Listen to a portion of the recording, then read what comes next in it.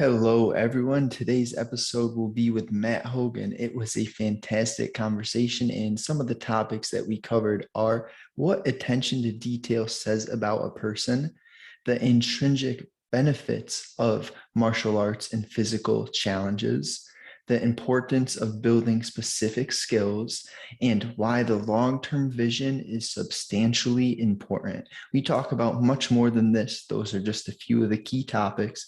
If you enjoy and listen on Spotify, drop me a rating, and on Apple Podcast, a review would be greatly appreciated.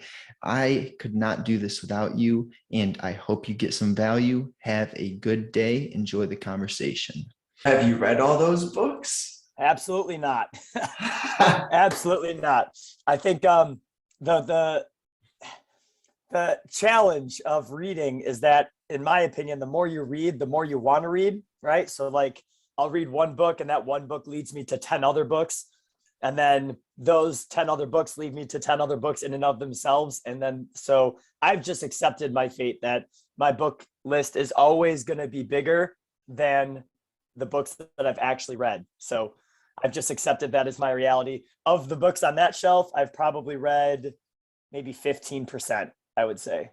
Yeah, well, I do agree. It takes a long time to get through a book, and it's a good problem to have when we have a abundance of information and knowledge to look into. But the color scheme is beautiful. Yeah, credits to her. Yeah, and it's funny because I don't know, I actually have an easier time finding the books. I'm a very visual type learner. And so when I see, like, if I'm trying to find a book, I can see the cover color in my head and find the book that way faster than I can like remember sometimes the author or like how it's organized that way. So this works perfectly for me.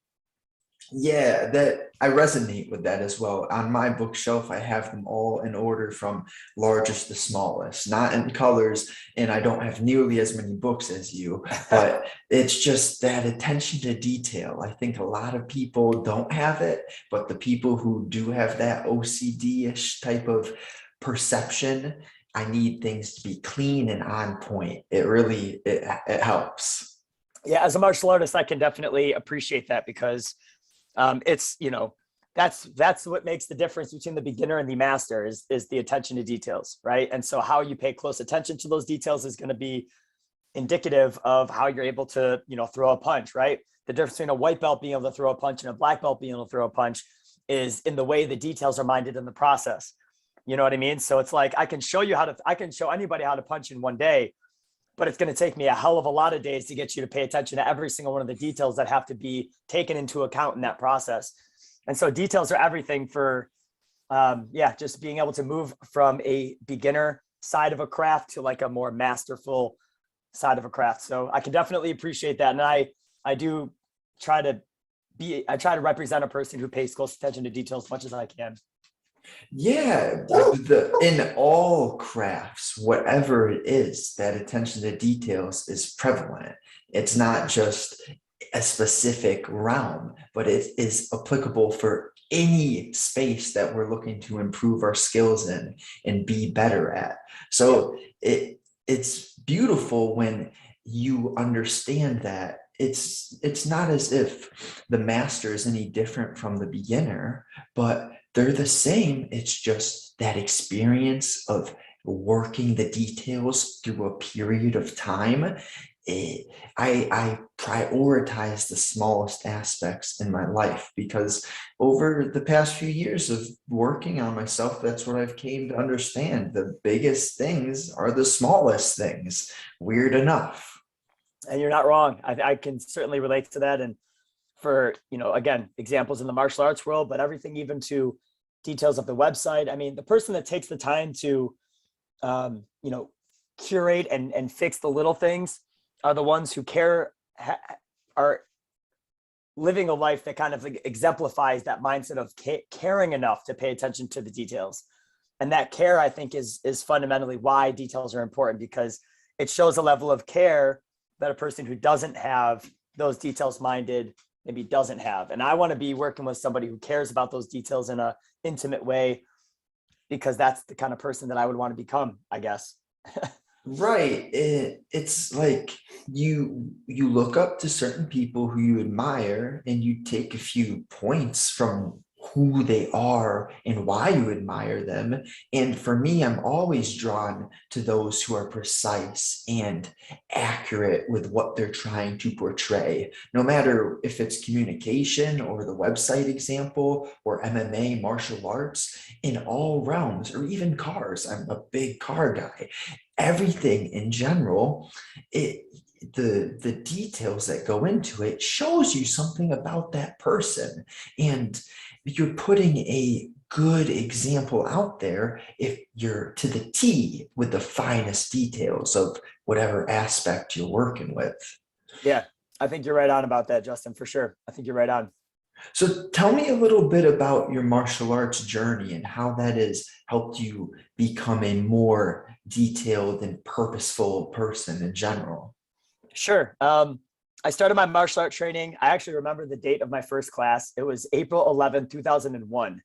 And I was so excited to start martial art class that I memorized that date because I wasn't able to enroll right away. So I had to wait 2 weeks before I could actually go and take my first class. So I was counting down the days, very excited. I definitely had some kind of innate pull to it. I felt just some kind of calling to, go and do martial arts at the time in my life that I was at. And so when I went in to take my first martial art class, my parents were pretty nervous about the whole idea, just, not really knowing what to expect. And if I was going to have to fight the sensei and, things like this and blah, blah. But nonetheless, I ended up having a really great experience walking in, and I had people that were just real welcoming and warm and kind of embodied everything that I wanted to become as a person. At the time when I joined, when I decided to try martial arts, it was because I was overweight, I was shy, I was self-conscious, and I needed something to kind of change that. And so martial arts was just an idea that came to my head. It kind of, like I said, called to me. And so when I went into the school and met those instructors and I saw these people who were, strong and confident and spoke with conviction, they represented kind of everything I wanted to become. And when I saw that living embodiment of who I wanted to become, and they were kind of like role modeling that example for me, I was completely captivated. And because I was completely captivated, I paid I'm like a sponge when I'm into something. I mean, because I'm a visual learner, I'll freeze in time and space and I'll just soak everything in.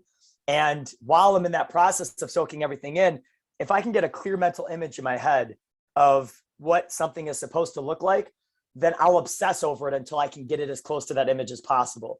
And so I'll give you a couple examples of how, to answer your question about details, how this kind of unfolded for me. So when I first started training, I started coming 2 or 3 classes per week, loved it, started coming in more, maybe 4 or 5 times per week, loved it more, couldn't get enough of it. So I started coming every day except Sunday. And I was coming in for, to get as much information as I can. I was blessed to have a diverse instructor crew who was like just so good at switching up the classes, disguising repetition, keeping classes interesting, things like this. And so when I was there learning from them, I was always like I said, soaking everything in like a sponge. And then I was starting to collect all this information. And then I would see my instructors compete and I would see them perform and I would see them do things that I wanted to do. And I wanted to be able to do them as good as them. And so I started coming in early so that I could train extra. And I would ask questions and I would ask the instructors that were there to help me. And then I would stay after class to do the same thing. And then I started assisting classes. So then I would come in and I would help classes for kids that were younger than me or belts that were lower than me, and started showing them how to do some of the things that I was learning. And so it was I was like one step ahead and trying to get them up to that step that I was on. And then so that process continued until I was helping a whole bunch of classes.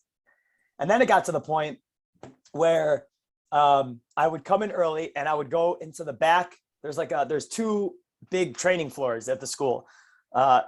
There's a main training floor and then there's a back training floor. And so what I would do is I would finish school. I would walk home. It was like a 5-minute walk home from school. And then it was about a mile walk to my academy. And so I would walk home from school. I would walk to the academy as fast as possible.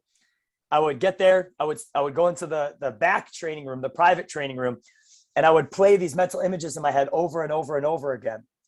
And as I would replay them in my head, I would use the mirrors to kind of look and see, like, was I doing the things that I was playing in my head? And that was my process. It was about getting the mental image to the actual reality image as close to possible as I possibly could. And so I obsessed over that. And I did that all the time. And I was there 6 days a week. At 12 years old, I was there 6 days a week, 13 years old. And I was there, like I said, absorbing as much as I could. I'll give you one more example. As my journey unfolded, eventually got to the point where I was pretty competent. You know, I got my black belt and I had a pretty good idea of what I was doing. I had a pretty good head on my shoulders. So I was showing good leadership and I was helping out classes and, you know, teaching people in a way that was well received. And then I got asked to run the school's demo team, right? So the demo team is just a community team that goes out and does martial art performances to either inspire people to maybe want to do martial arts themselves, or for the purposes of just education, right? And be able to teach people like what we do and why we do it.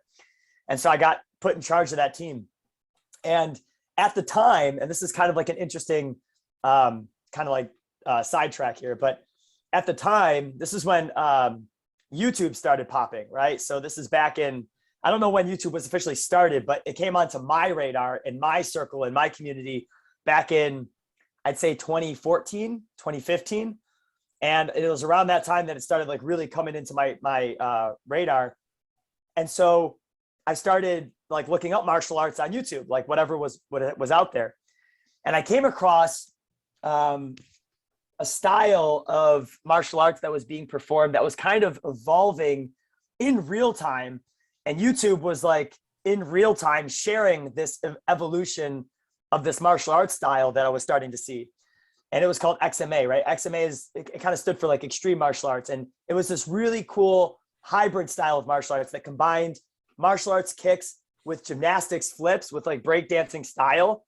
And it put all three of those together into this like hybrid way of expressing yourself. And I was obsessed. And so again, replay that whole pattern over again. I was watching these videos nonstop. I was trying to absorb all of them as much as I can. And one of the reasons the style evolved to this way is because in martial art tournaments, there were divisions, like form divisions. So in martial art tournaments, there's different divisions you can compete in. You can spar, you can do forms, you can do weapons, you can do board breaking. You know, you pick and choose what you want to do, and you can compete in that division. In one of the divisions, it was called an open form division. Now, because there's so many different martial arts styles, right? You got your karate, you got your taekwondo, tang soo do, you got your, you know, all sorts of different things, right? Because there's different styles, when you have an open tournament, when you have an open martial art tournament, you have to figure out how to put styles together so that they can compete against each other properly, because different styles have different ways of doing things. And so what happened was they created this open form division.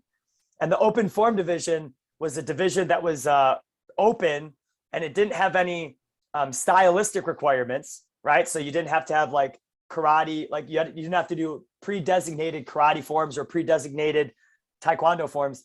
You had the ability to just do an open form. And that's what led to this evolution of what became known as kind of like XMA. And because, again, like I said, YouTube was around, everybody was sharing everything that they were doing. And then I would just play the videos, play it back in slow motion, try it in the mirror, and I would try to mind all the little details in the process that made it look as good as what I was seeing. Because a lot of times I'll give you an easy example. Like you got your boxer, right?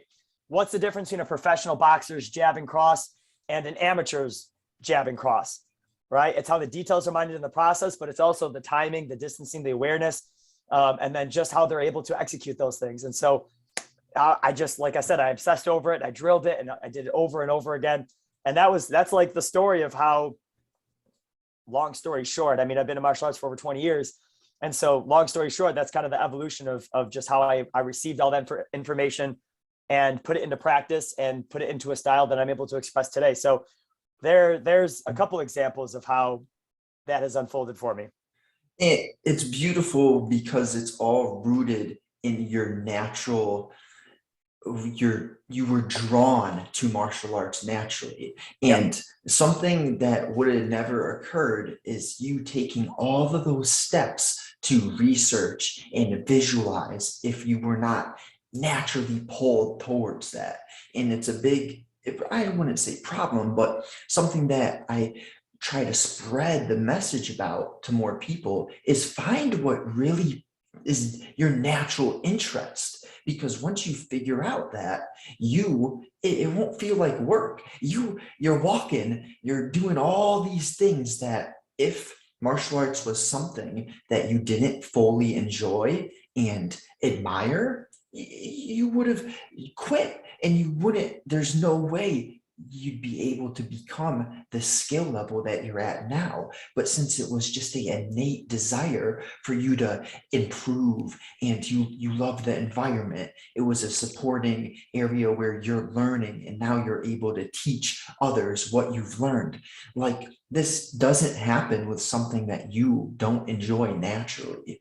And the schooling systems bother me because they don't give the individual the ability to figure out what their natural interests are. They treat everyone the same and just force feed a bunch of curriculum down your throat, when kids could be so much more intelligent if they would say, hey, what do you naturally want to do? And then you get that energy like you have with martial arts, and then you become amazing at it because you are pulled to it, rather than just having something thrown at you and no other options. And they treat everyone like they're the same. And for me, I'm naturally drawn to learning and communicating and building relationships. It just feels so right for me. So networking, getting the podcast going, having guests on, doing this, it's not work. It's something that I fully enjoy.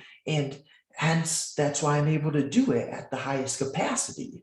We need to figure out what our natural desires are. And then once you figure that out, there's no limits. You set your limits. And in your case, you didn't have any limits, and look where you are now with the martial arts. Yeah, it's a good point, Justin. And I would like to add a little bit on top of that, because I read a really great book. I'm pretty sure it was So Good They Can't Ignore You.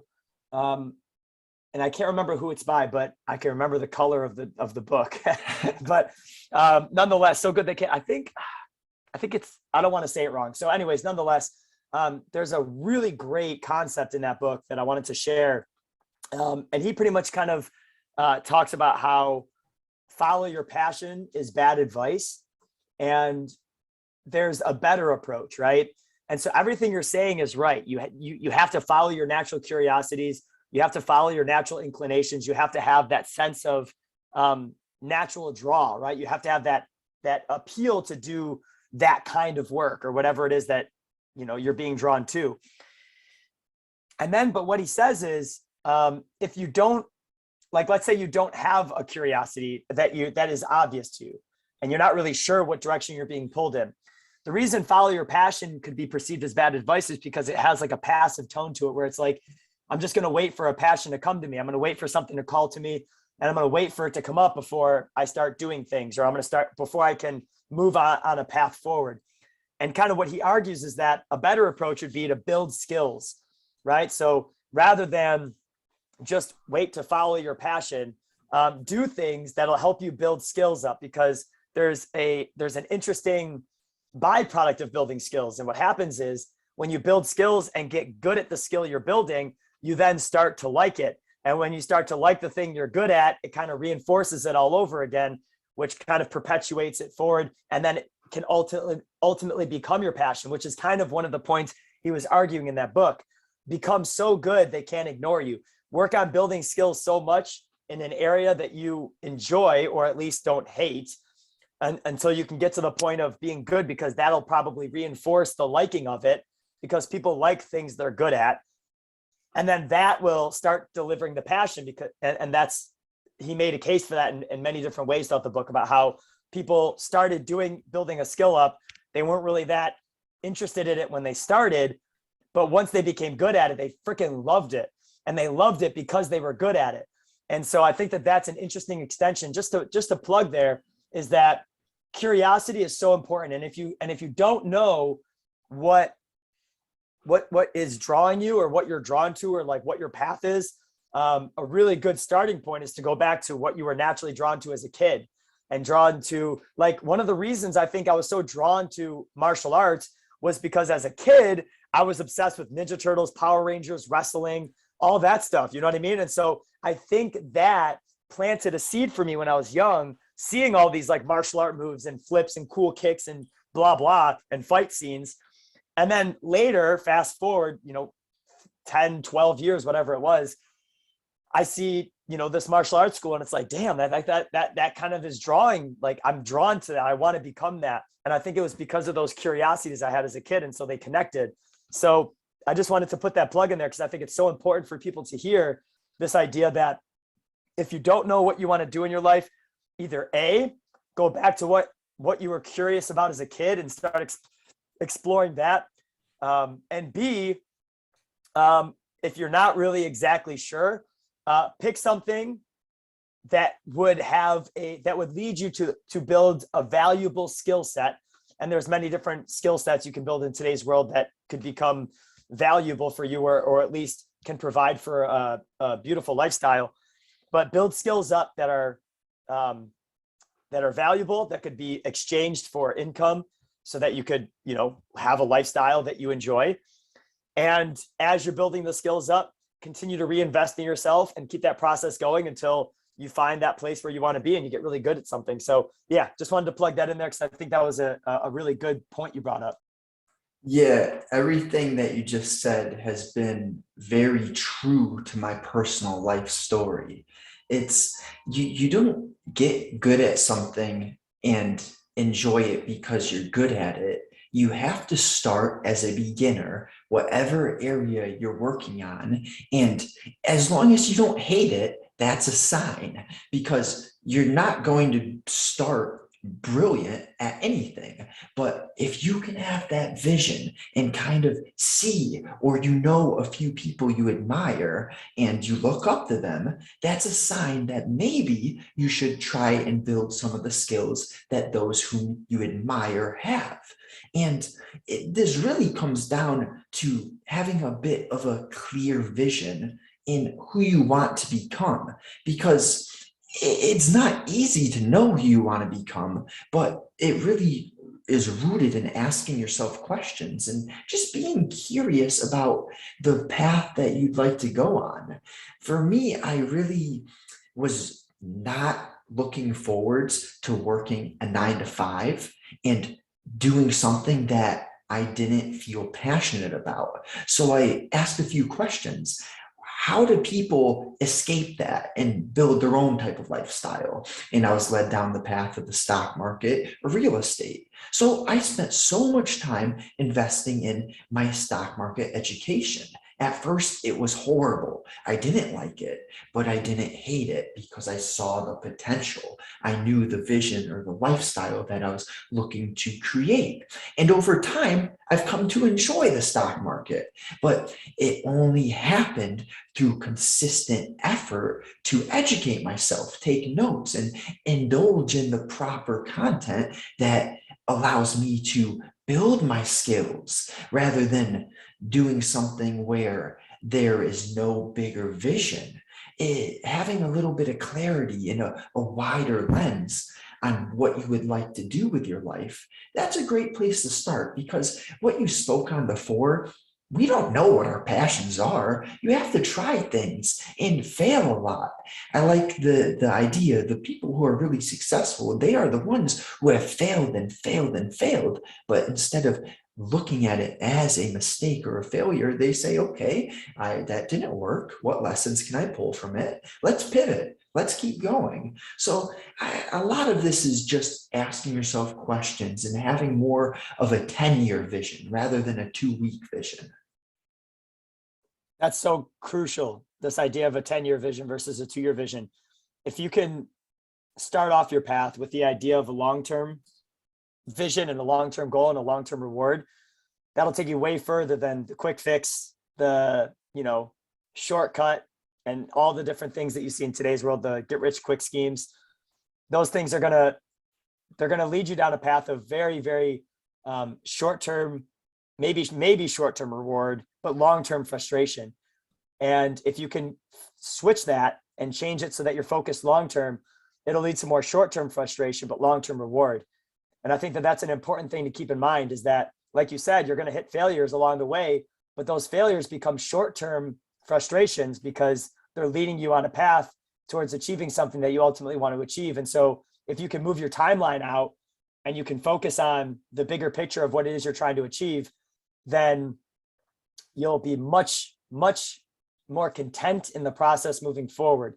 I think that that's super important, because I think in today's world, there's a lot of desire to want to get what you want fast and get where you want to be fast. And so you mentioned something important, this idea of kind of like going counterculture.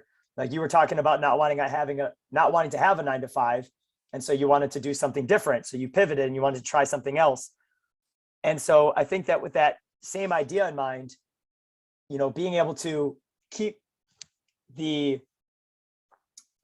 long-term vision in play and being able to keep where it is that you want to end up in play, then what happens is you're able to take those little steps, one step at a time, get the information that you need from each of those individual steps, and let those little frustrations lead to the knowledge and the insight that'll help carry you forward so that you're able to get to that path you want to get. Because if the rest of culture is trying to get there quick, then maybe the counterculture idea is to be okay moving slow. And I think that that's the big difference for me, is taking your time. Like wanting to take your time on something is a really great indication that you're on the right path, right? And I think that that's really important to point out, because if I look at people, even on Twitter, that's how we met, right? When I look at different people who are posting things and talking about things, you can get a sense of like their urgency scale. Like when people sometimes post things, you can see like they're urgent to want to get like, I want to get like 50,000 followers now. I got to make this much a month. I got to do this, that, and the other thing. And they're on, you can just sense the urgency in their voice because they want to make it happen now. And there's nothing wrong with that, right? If you have the energy for it and you're excited about it, there's nothing wrong with that at all. But I think that if you want to carry that kind of momentum going forward, because that's a sprinting pace, right? And with sprinting paces, you're going to need to have to account for some rest and recovery, because that's naturally the pace that you're putting out. And so when you hit a brick wall, or you hit, zero, and you were hoping to make 10K and you make $0 and you hit some frustrations and some whatever, that might lead to burnout, stopping and quitting, right? Whereas if you can become comfortable with taking your time, and not taking your time as in complacent, but taking your time as in on a steady path forward that's at a good pace, a marathoning pace, a pace that would be just hard enough where it's a little bit above like walking kind of, but it's not as fast as sprinting. And you got that middle zone and you feel like you can keep this pace for a long damn time. And so I think that that's important to point out for anyone's journey. Is I would recommend people look for a pace where you don't feel like you're in a rush, but you feel like you're able to better just enjoy the pace that you're on, because that's, I think, ultimately how you can enjoy the journey, which is what you hear time and again. So much it's become a cliche, but you got to enjoy the journey. And how do you do that? Not by sprinting. I don't enjoy any scenery when I'm sprinting. All I'm thinking about when I'm sprinting is that this is fucking awful and I want to stop, right? But when you slow the pace down, like when I'm like, I can think of times when I have run really long distances, and I think about how I've been able to like look at the scenery and enjoy the view and soak in what's happening in my surroundings and kind of be in that moment. And I think that that is metaphorically powerful for what should happen in our journeys as well, moving from where we want to be or where we are to where we want to be. And so being okay with this idea that I'm taking my time, I think is a huge indication that you're on the right path. It can't be a sprint if you really want to have that cliche, enjoy the journey. What happens to us is we say, I want this, and it turns into a I'll be happy when I get, I'll be happy because of. But we've gone through this. Once you get that thing, you move the flagpole immediately. You do get some nice dopamine in the moment, maybe the first day, first hour of getting something brand new, but then it fades quickly. And it's, there's this MMA fighter, Israel Adesanya. I probably butchered the last name, but the day that he won his lightweight title, he said that was the most depressed he's ever felt. He got what he was working for, and then he went to therapy immediately because he couldn't handle what that felt like. And from most people watching from the couch on the TV, you think he's on the top of the world. He feels amazing. But this is the intricacy of the human mind. It's so challenging if you're not able to enjoy the day-by-day process of whatever journey you're on. We're trying to speak in general to help each individual because we know everyone is at a different point looking for different things. But if there's ways to live by principles, and if you are able to be at that slow, moderate pace, it's a fine line. You don't want to become complacent. And how can you become aware of if you might be complacent? Well, if you're not challenging yourself, if the days are becoming stale and boring, and this is where things like journaling and reading and reflection come in, because once you participate in your self-reflection, your consciousness knows what you're supposed to be doing. And often we're so distracted that our consciousness never has the ability to get through to us. So if you meditate or you go on nature walks, you'll figure out real quick what you're supposed to be doing. It's not going to be just written in words on your forehead, but the way that we're not human beings, we're spiritual beings of energy within human bodies. And I'm not one to boast upon religion, because religion can be used as a divisive tool, but just understand we're all connected. We all come from one creator, and that creator has a specific purpose for you. But for you to find that purpose, it takes some intertwining moments where you have to be in silence. There's real power in solitude, because then you'll get these ideas that come to the surface, and it's just urging you to ask some questions and figure out, what do I need to be doing today? Just focus on the things that will get you further one day at a time. You don't climb a mountain by thinking about all the steps you have to take. It's one step at a time. And that's an important premise for everyone to understand. Yeah, I super agree. I just love that idea that you mentioned. I think about this often, that, you're not going to have the answers tattooed on your forehead. That's something you're going to have to figure out through introspection.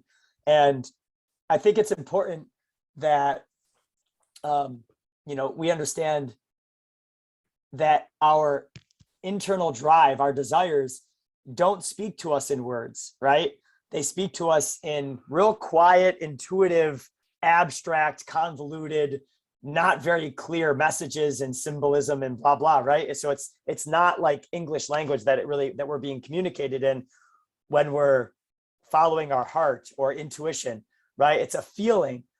And so how do we get more in tune with that feeling? We have to, like you said, create more space for stillness or silence. And I think that's super important, because when I think about the nature of the world we live in today, because we're so exposed to information, we're constantly being pushed around in every which direction, right? And this even started when we were kids. When we were kids, we're getting pushed by our, not in every case, but in most cases, we're getting pushed by our parents to do certain things, to become certain kinds of people, to have certain kind of beliefs. And then we get pushed by our relatives and the people in our extended families in different directions or similar directions. We get pushed by our friends to do things, believe things, do certain things. And then we start getting pushed by social media, which is a huge one. and all the different external influences that we expose ourselves to every day with the internet at our thumb's disposal. And so all of these different sources are pushing us all over the place. And so of course you're confused. Of course you don't have a very clear idea of where you want to go, because from when you were a kid, you've been getting pushed around to, go down this path, and another person pushes you down this path, and then two people push you in two different directions at the same time.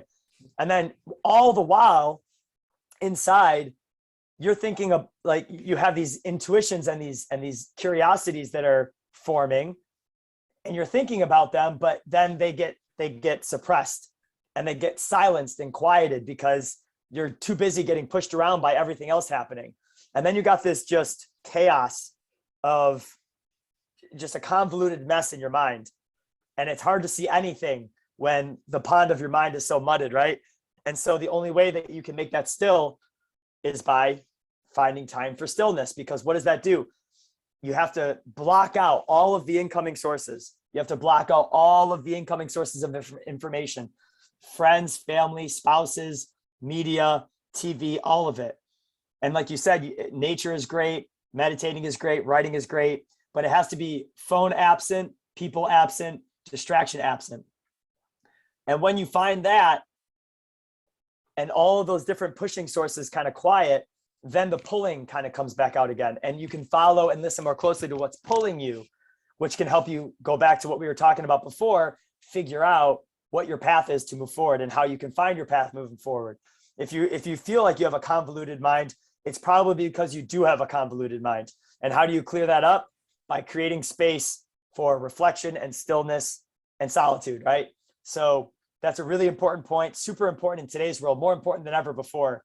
And I would certainly recommend that everybody find time for stillness every day, because stillness is absolutely the key to mental clarity. And mental clarity is the key to moving forward in life, following a clear line compass. Without clarity, you're going to be walking around in every which direction because your compass is confused, pointing all over the damn place. But the only way to get your compass cleared up is to settle the mind, find mental clarity, and to take it even a step further, calibrate your compass by reading and digging deep into the minds of those who have come before us, who have done a lot of the heavy lifting. A lot of these brilliant minds who have come before us, they spent their life trying to figure out how to answer some of the questions that we ask ourselves every day. And the answers are right here, right behind me, right? And all you got to do is pick it up and make some time to fucking read it. So yeah, really good point. Right. And everything you said is powerful right there. And a step before getting that mental clarity, something that is really imperative for me to feel good on each and every day, is the fundamental basics to being a human being, like avoiding processed foods, staying away from seed oils, consuming whole foods with 1 to 2 to 3 ingredients. If I like this little simple idea, if I can't pronounce it, I shouldn't eat it. Like, there are so many chemicals that are just mind-boggling. You can't even pronounce the word, but you're putting it in your body on a routinely basis. So to get the mental clarity, we have to treat our body, the vessel that we have, properly, which means hydrating and drinking a good amount of water, staying away from just a bunch of excess sugars, and make sure you get 7 to 8 hours of sleep. I've known a lot of people in my life who think they're the outlier. Literally 90% of human beings, maybe 99%, need 7 to 8 hours of sleep. But then people will act as if they're superhumans and can only need 5 or 6. That's ruining your ability to have clarity. You might still perceive yourself as doing well, but I love this idea. Once you accept how much you don't know and the idea that you really know nothing, even though we're on the journey of working to be smarter and reading and consuming good information, it's so easy to have a huge ego. So to just accept we don't know much, there's always more to learn, is a great point to furthering yourself as a human. The good things take time, and once you get a closed mindset or you get a bit arrogant, perceiving yourself as a know-it-all, you limit your potential in such a detrimental manner. Where on the other hand, if you're curious, you're open, and even with people that you might not agree with immediately, if you listen to them rather than letting your preconceived notions take over, you're going to be a wise person. And that's something that is a big struggle in our society nowadays. People won't even listen to the other side. They're just so closed off and just not observing, but more so judging immediately. If I see someone who I don't agree with, maybe how they look, what they're wearing, how they're portraying themselves, I've rewired my thoughts to not label them, to not push my preconceived notions, because I was that kid who judged everyone in my head and thought that I was better than them. And now I've figured out you're not superior to anyone. Everyone is connected and your thoughts create your reality. So we need to rewire the way that we think and wish goodness for everyone and anyone. Yeah, that reminds me of a really great story that helped me with this too, because like you said, it's easy to judge, hard to understand. And it's hard to understand anybody fully, right? Impossible, I would say, because people don't even understand them damn selves, right? Like I don't even understand myself 100%. And so it's easy to judge, and it's easy to judge people based on what you see from the outside looking in, or just based on what they're putting out for the world. But a lot of time it's just unfortunate reactions that are a byproduct of unfortunate circumstances that they had to go through and endure. And it's leading to maybe a way of acting, and that's unideal or unpleasing or whatever it might be. So one of the antidotes to that came from Don't Sweat the Small Stuff by Richard Carlson. I remember this one. And so Don't Sweat the Small Stuff is a great, easy to read book. And one of the stories he shares in there is just a real short story about how everyone, like imagine everyone else is enlightened except you. And then, it kind of hits you and you're like, what do you mean everyone else is enlightened except me? And then the idea here that he presents in the book is, if you imagine everyone else is enlightened except you, then all of a sudden, everything that people are doing, it becomes a lesson unto you. And it becomes a lesson that you have to learn to identify and then absorb the information from and then approach accordingly. And so that moody teenager that was giving you attitude, if you imagine that they're enlightened, what is it that they're trying to teach you? They're probably trying to teach you patience. And maybe they're trying to teach you understanding. And maybe they're trying to teach you how to better approach conflict resolution.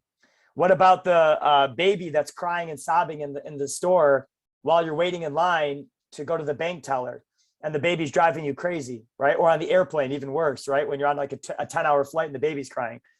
What is that baby trying to teach you? Again, maybe patience, maybe compassion. Maybe it's trying to teach you, maybe it's trying to remind you that what you have to endure for 10 hours, that parent has to endure 24/7, 365. And so that 10 hours is nothing comparatively. And so maybe it's teaching you compassion and having a little compassion for the person that's trying to care for and bring into the world a little suffering little baby who's having a hard time of it, right? And then you look at anything, the person that cut you off in traffic, that person's enlightened, right? And you're like, the person that just flipped me off in traffic, right? That person's enlightened, but you think to yourself, you know what? What could that possibly be teaching me? You know what that person's trying to teach you? How to let go of expectations, how to learn how to keep your cool. It's trying to teach you how to keep your emotional state in check. It's trying to teach you how to stay calm in challenging situations, because just like that person giving you the middle finger when they cut you off in line or whatever it might be, might frustrate you and upset you. If you can learn how to deal with that, then when an actual crisis happens and like Mother Nature's flipping you off and like you got a hard time with it, you can learn how to maybe cope with it, and you can learn how to deal with it from a little bit more of a present manner. And so ever since I read that, I haven't been perfect with it, of course, but it has helped me tremendously improve my outlook and how I, kind of perceive people who maybe I want to judge at first, but know that I probably should look for what I can learn from them instead. No, that's a beautiful point. I know we all struggle with this because losing our cool, it's quite easy to allow that to happen. But if you view each and every opportunity, like the person flipping you off, as a now you're being challenged to control yourself. I like this idea from Wayne Dyer. It goes somewhat like, you you do not lose your cool, but it's fuck fuck yeah, it's hard when I'm trying to remember quotes.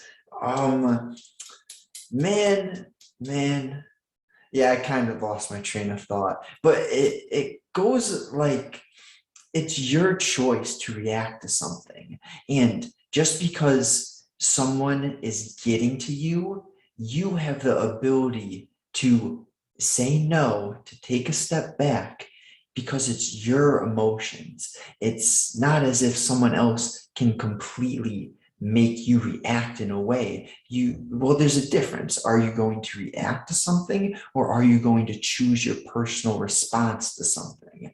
And I love how you put that enlightened spin on everyone. Even the normal average Joe would say, how is a baby enlightened? How is that person losing their cool in traffic enlightened? But that's the beauty in shifting your mindset, is now you're putting yourself to the test. You're trying to take whatever lessons can be learned from any situation. And once you have changed your point of view to view challenges and tests as opportunities for you to become a more controlled and educated being, you're on a path that is not an easy one, but it is the right way. Because now in our world, with the technology we have, the individual is so much more important than ever before.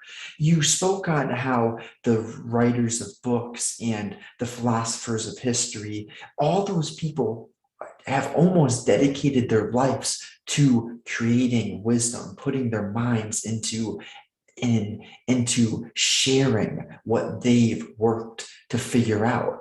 And with technology, the individual has the ability to reach millions and make such an impact on anyone's life. So it's important for each of us, the individual, to take personal accountability for how you react or respond to anything and everything, rather than, it's so easy to blame others for your response. But when you can just take responsibility and ask yourself the questions, why did I, like it's okay to make a mistake, to flip someone off in traffic, but you're taking the right step if you're at least questioning yourself, disliking that you did that.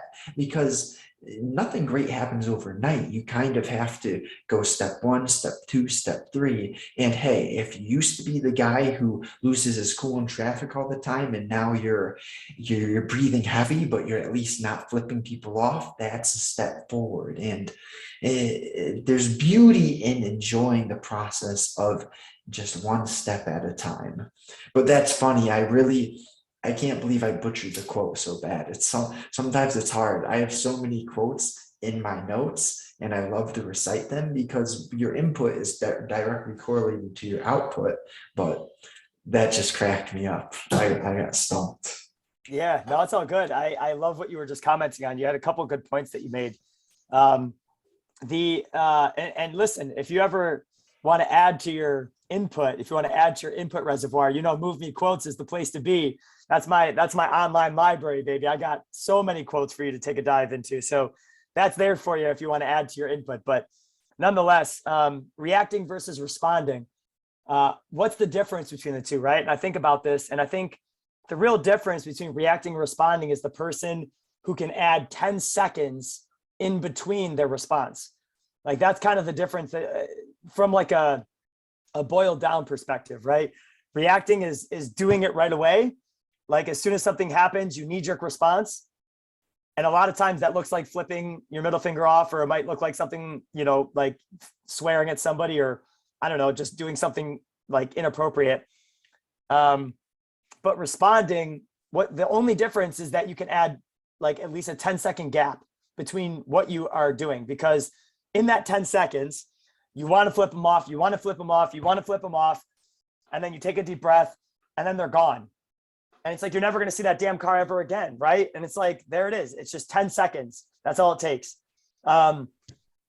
If you are looking at that situation of like the crying baby, right? So the baby's crying, it irritates you. You want to turn and yell at the parent, right? Or you want to turn and just make a comment. If you add that 10 seconds in, then you can start remembering, and you take a couple of seconds to kind of breathe and settle. Then you'll have that ability to remember and maybe remind yourself of having compassion. And then maybe you can offer a different kind of response rather than having a reactive, negative kind of action that you take. So reacting versus responding is literally just a few seconds in between. I think this is a really good point to mention for most people in general, because as a martial art instructor, I work with people of all ages. And one of the questions I get often is how can I teach my kids, or how can I teach myself to better calm down, right? Because when I get frustrated, when I get angry, when I get my anxiety built up, I explode. And that's the best analogy that I've come up with, that has been shared many times, I think, for this exact purpose, is just the idea of the pop can, right? If you want to settle the pop can, right? How do you settle a pop can? There's two ways you can settle a pop can that's shaken up, right? That's about to explode.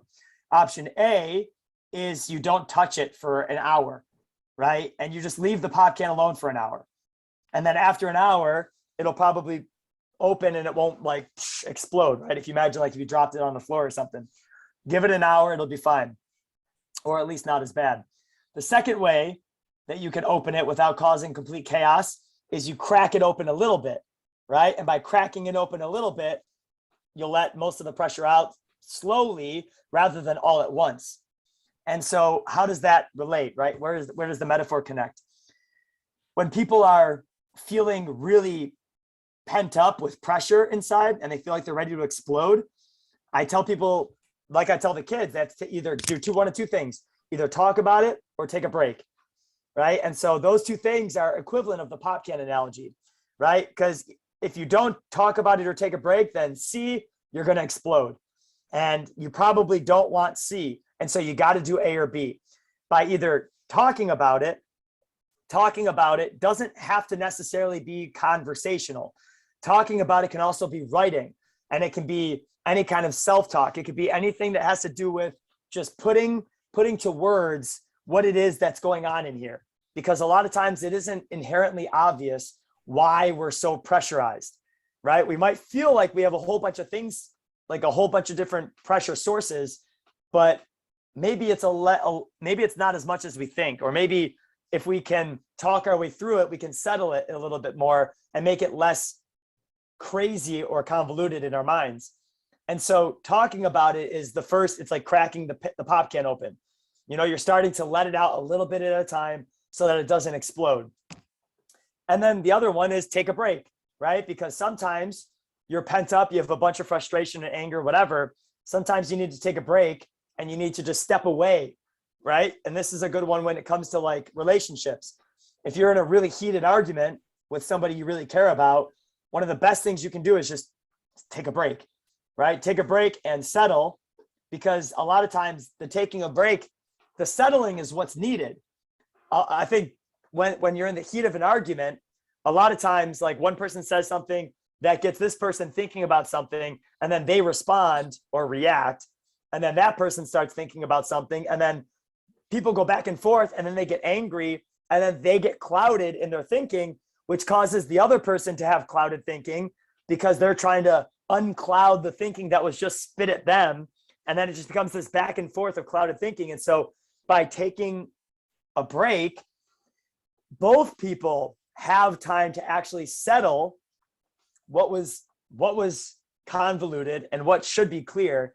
And then they can come back at a later point in time and then actually just say what they meant to say from a clear-headed point of view, right? And so reacting versus responding, understanding how you can do one versus the other is so important.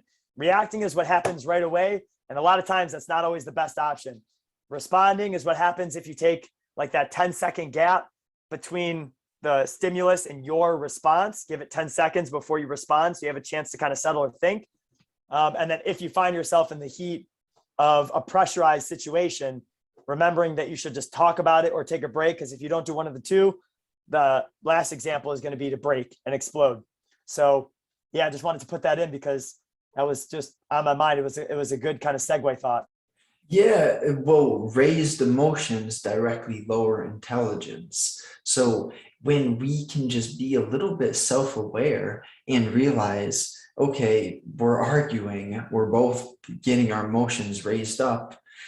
I'm going to go take a walk and let's talk about this, in an hour. That will almost save relationships. The biggest issue in most relationships is a lack of clear communication. And you can communicate when your emotions are raised, but it's not clear because what you just said occurs. Both of you are reacting. You're not responding. You're not choosing how you would like to speak to the one you love when you're arguing. You're just back and forth, back and forth. And it's like juggling a hot potato. No one wins. But if you can do some of those, use some of the tools that you mentioned, if it's writing, just get the thoughts on paper or go for that walk.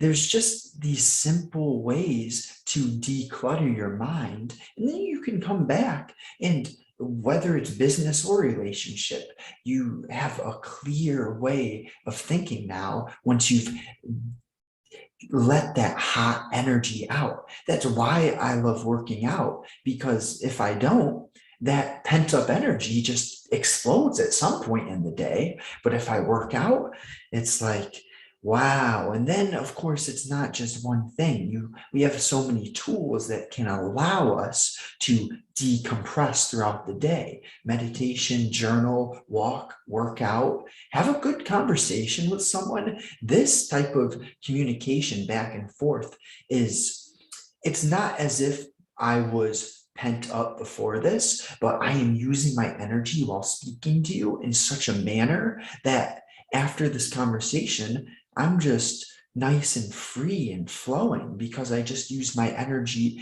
in a helpful way rather than reacting in a uncontrolled manner where who knows, if I don't have good conversations and take care of myself, then I don't act as if the person I want to become. So there's a lot of tools we can use to allow each day to become a bit more enjoyable by optimizing our moods. And this is very simple things, but I think the simplest aspects of life are what really bring you a happy, successful life, rather than saying, I'll be happy when, or just dreaming of having money and thinking that the money and the girl is going to make you happy. No, you really got to learn how to take care of yourself before you get the money and the girl. So then everything can round out and be good in the end when you do have your dreams, whatever. But it starts with just using tools and learning how to optimize your moods. Yeah, and there's another great book to plug here is called The Happiness Advantage by Sean Anker. And so in The Happiness Advantage, he talks about brilliant idea, and it goes right in alignment with what you're just talking about. It's the idea that a lot of people think that happiness is the byproduct of success, right? And so once I become successful, then I'll be happy. But what he proves in the book is that it's actually the opposite that's true. It's once you become happy, then you become successful. Right. And so if you can do what you were just talking about, and you can find ways that you can improve your state now, and you can improve your state as is, then the byproduct of that is going to be the success that you were probably hoping for in the first place, because a miserable person is not going to be on the fast track to success. Right. It's going to be the person that is enjoying their time, having fun, has a contagious mood, is vibrating at a high frequency. Like these are the characteristics of a person who attracts kind of like the success into their life, who attracts the right conversations, the right connections, the right meetings, gives off the right vibes in those meetings, closes the deal, makes things happen better. Like your state is everything. And I actually just this past week led a live conversation on happiness. And we were talking about, in one of the Twitter spaces, we were talking about how happiness is something that's created. It's not something that you wait for, and it's not something that you can really chase, right? Happiness is like a recipe in my mind. And I was thinking about how each of us have our own unique recipes for happiness, right? My recipe for happiness probably doesn't look the same as your recipe for happiness. And so what we have to do is we have to figure out what the ingredients are that are going to make up our happiness dish. It's also important to point out that I don't eat the same thing every day. I don't eat the same meal every meal of the day. I switch it up, right? And so it's also important to point out that there's not one personal recipe for happiness. There are many different, right? And so sometimes when I wake up in the morning, I want to have a bowl of cereal. Sometimes when I wake up in the morning, I want to have a smoothie that has all the different kind of like health foods in it, and I'm feeling like that's my vibe. And then there's other times when I'm out having a fancy breakfast with somebody I'm trying to impress, and I want to get fancy with it and have like a 3-course something or other, right? And so we have to be mindful of what kind of meal maybe would best serve us with where we are right now.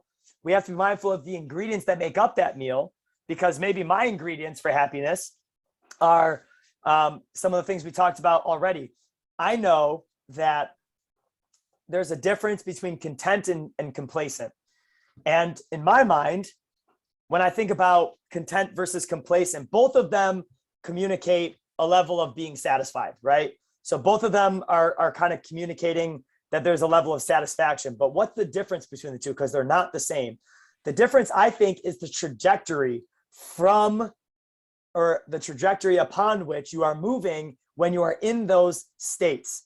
When you are in a state of complacency, it is moving you on a downward trajectory, right? Because complacency signifies that you are complacent with where you are and you don't really have a desire to improve, and you're not going to do the things that are going to lead to any kind of growth, right? So it kind of leads you down this path. And even though you might feel like if you start the same, like let's say that right now, today, at this point in time, I decide that I want to be complacent. Well, what that means is I'm probably just going to go watch TV, watch Netflix, scroll my social media, and I'm just going to be complacent. I'm complacent with where I am, with what I have. And then I think the byproduct is I'm going to continue doing more of those complacent activities, which is going to lead me away from where I am now, which is going to make things worse. And I'm going to become more and more discontent. Now, what is content then? Content represents satisfaction, but content is earned.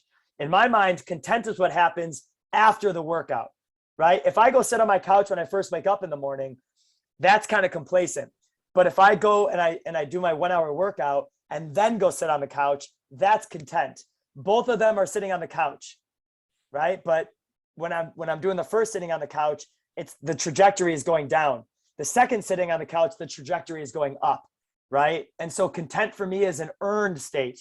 And so I think about how can I earn that state of contentment, because contentment is directly related to happiness. Like you can't be happy and discontent, right? I don't think that those two are equatable. I think that they are more synonyms than anything else. And so how do you become content so that you can become happy? You have to earn it, and you earn it by creating those moments of sitting on the couch. I went this past weekend, I had a moment of regret. I had a long weekend. It was Memorial Day weekend, and the Buffalo Half Marathon was happening in Buffalo that Sunday of the long weekend. And so I was kind of planning on doing it. And, I'm always exercising and working out. So I'm in shape enough to do it. But I ultimately kind of just was like, I'm just going to have a weekend of relaxing. I'm just going to, not run the marathon. I'm just going to actually stay up late, watch Netflix, whatever, and just kind of recover, because I had been so busy. And so I woke up that Sunday morning at 9 a.m., something like that, like 9 a.m. And the marathon started at 6:30 a.m.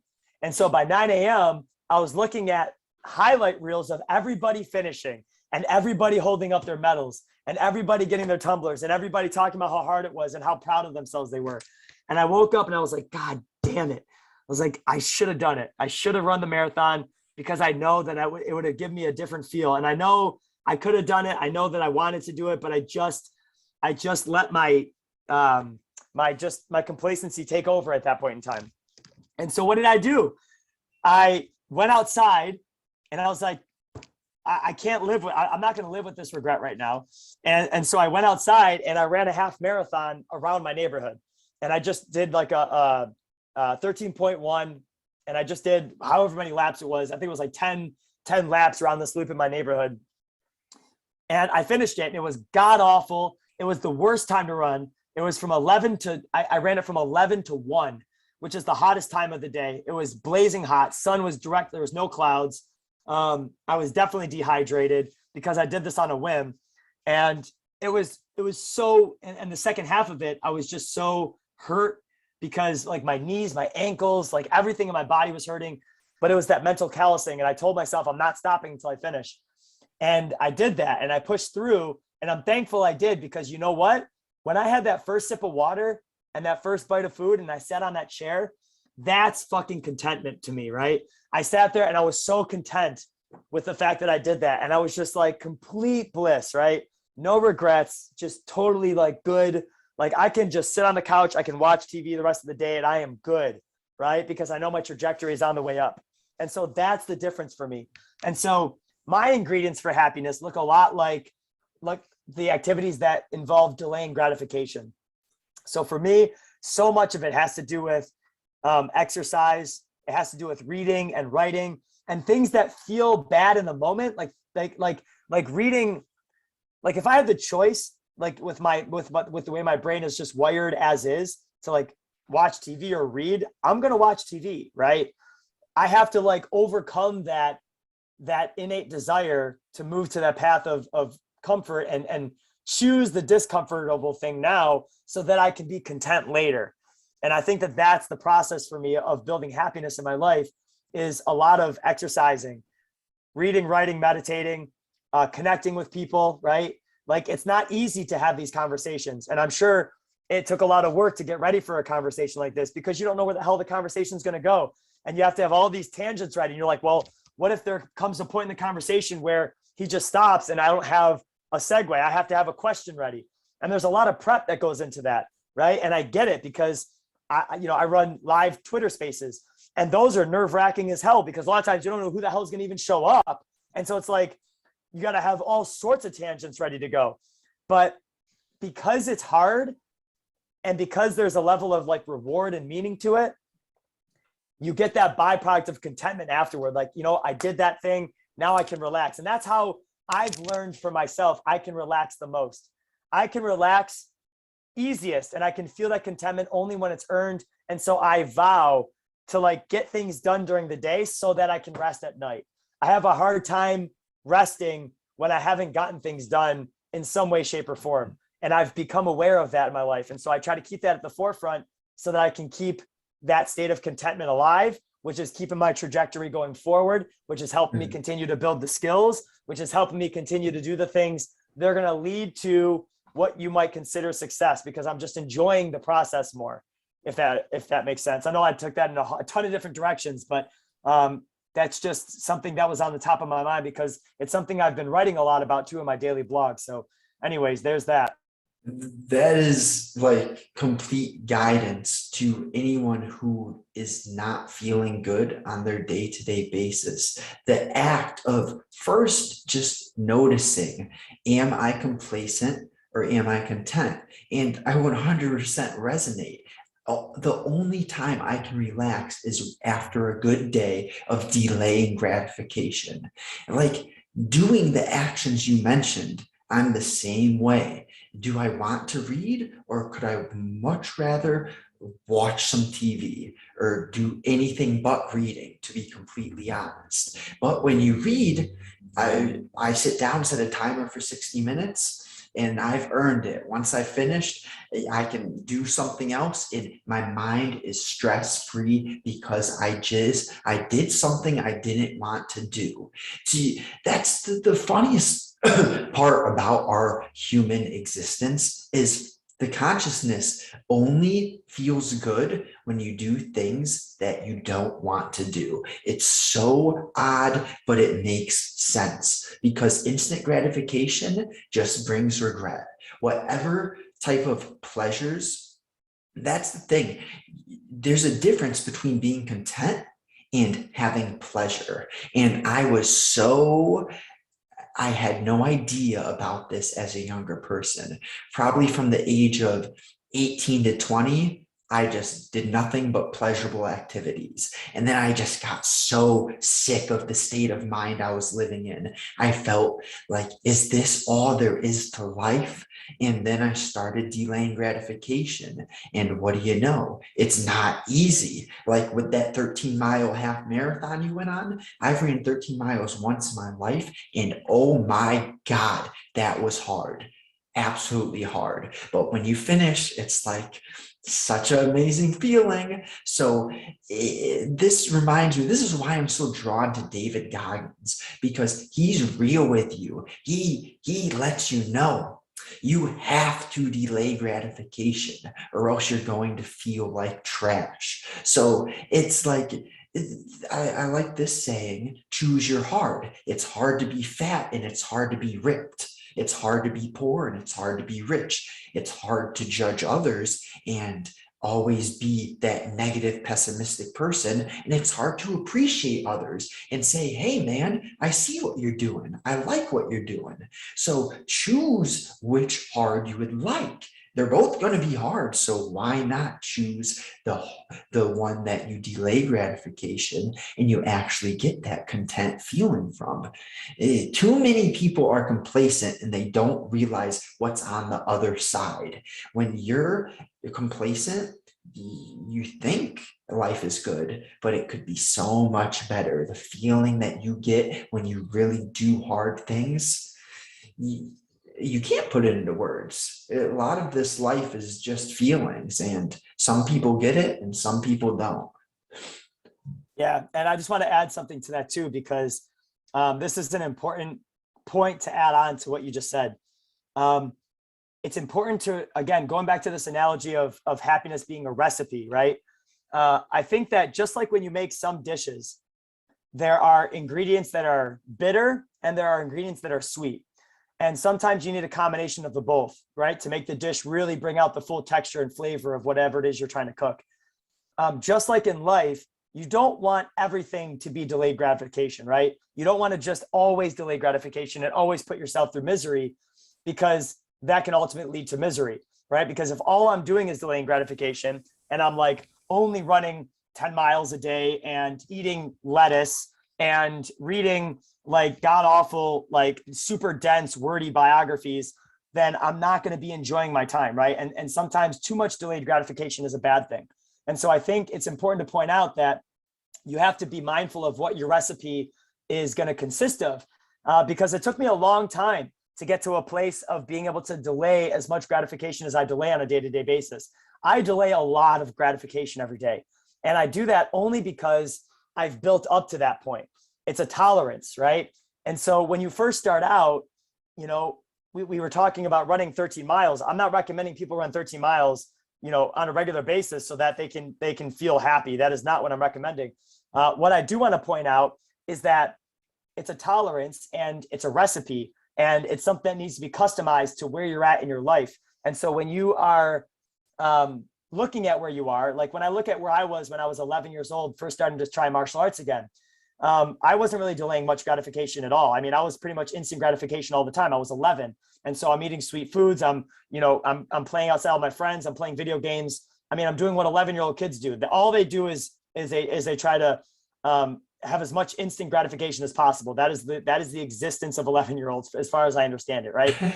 And so when I started martial arts, though, that's when I started getting a taste of what delaying gratification tastes like, right? I started tasting it for this idea of like exercising, and then the next day I felt good.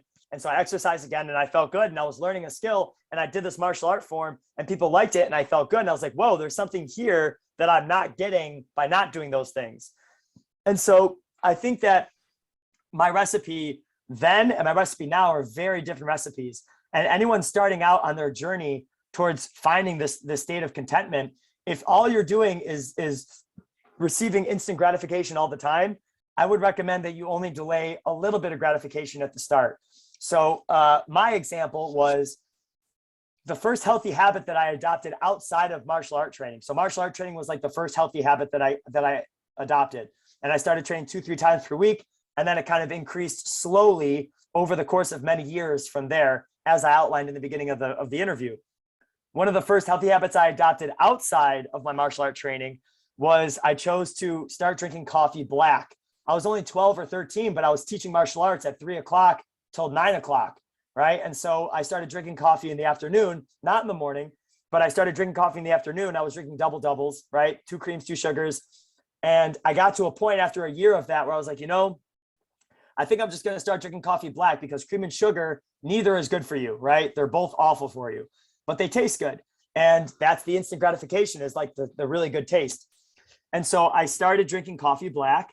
It was a delayed gratification because I wasn't getting that sugar that I craved, but I ultimately came to appreciate it. And now all I do is drink coffee black, and I love drinking coffee black. And it's the only way I'll drink coffee. And it became a part of my lifestyle. From there, I started adding other things into the lifestyle. I'll give you 2 more examples. I'd say probably 4, 5, 6, 7 months later, something like this. I decided I was going to cut donuts for whatever reason, right? I just decided that donuts were the worst food on the planet for your body. And so I'm just not going to eat them, right? That was just the mindset I was in at the time. And so it's not like I was eating them all the time, but I was eating them enough to the point where, like not eating them would make a difference long-term, right? And so I chose to stop. I just decided to cut donuts altogether. And so I did.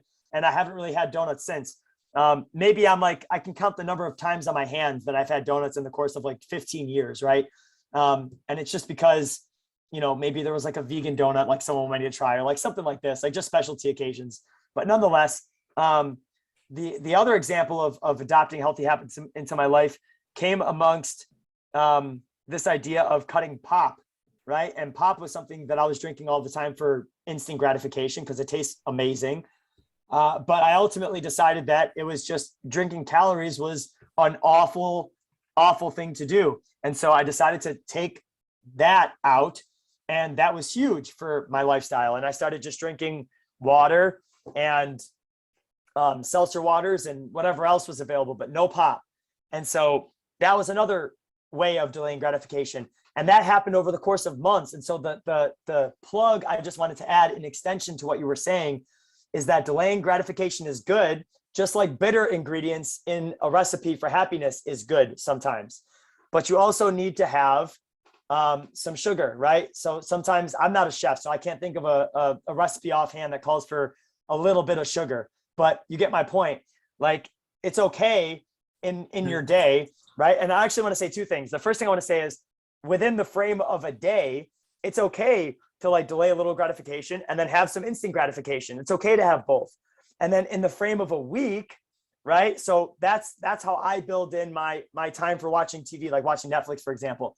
Like, I don't watch Netflix every day, but I do allow myself time to watch Netflix once a week, right? And so after a week of, reading, writing, reflecting, blah, blah, then on one of those days or 2 of those days, I'll allow myself to like watch 2, 3, 4 episodes on Netflix, just so I can just check out. Like, I don't want to think about personal development anymore. I don't want to think about growth anymore. I don't want to have any more conversations about self-improvement. I just want to like let my mind vegetate, and I just want to like check out and then just do nothing for a little bit, because that's important too, right? You got to have both.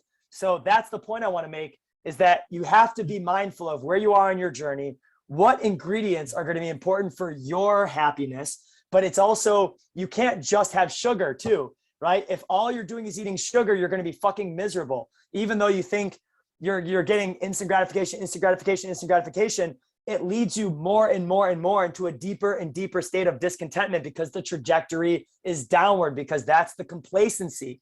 And so if you want to change the trajectory, you have to include the other kind of ingredients. You can't just have sugar. You got to have the other ingredients in your recipe, because otherwise you're drinking pixie sticks all day, and that's not good for you, right? Matt Hogan, that your input to this podcast has been beautiful. I can't put into words the amount of pleasure I've gotten from speaking with you. If you want to send the audience anywhere, where should we send the audience? I write one article a day. You can read it in 1 minute or less. I send it out every day because it's my active way of reflecting on my life and thinking about how I can condense some of the thoughts in my life into its most digestible form, so that people can just get like dripped insights to their inbox. And so if you want to find me anywhere, it's gonna be matthogan.blog. That's where you'll find me. I write there every day. That's where I spend most of my time. And I would love to have you guys check that out. That's my little home for my writing. It's my home for my products, and it's the home for my media connection. So matthogan.blog.